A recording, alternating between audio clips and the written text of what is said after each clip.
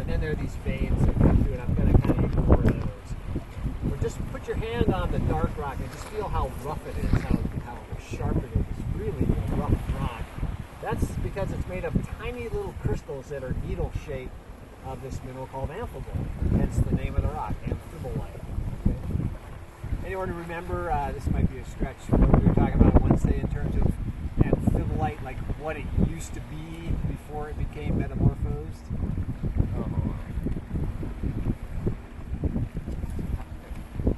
It's alright if you don't. It was basalt.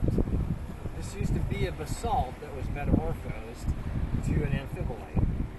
And so whatever this was at the time it originally was born back in the Silurian and Ordovician, it could have been a flow of basalt, it could have been ash of basalt, it could have been all kinds of things. But it was laid down and then metamorphosed. So that's the amphibolite. Also, you notice that the amphibolite doesn't have the nice bedding that the gneiss had in it, with the recessed layers of calcite-rich rock and the quartz. It doesn't really have that. It's sort of a massive rock, but it has this really uniform fabric that is sort of parallel to my hand. Everyone see that? So that's a texture in a metamorphic rock called a foliation.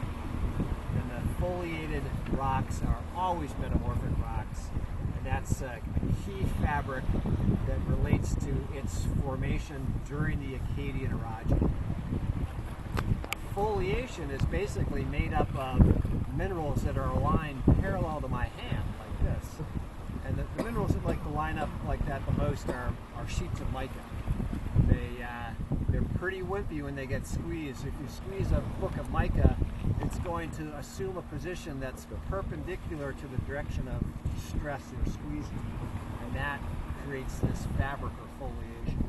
So it was from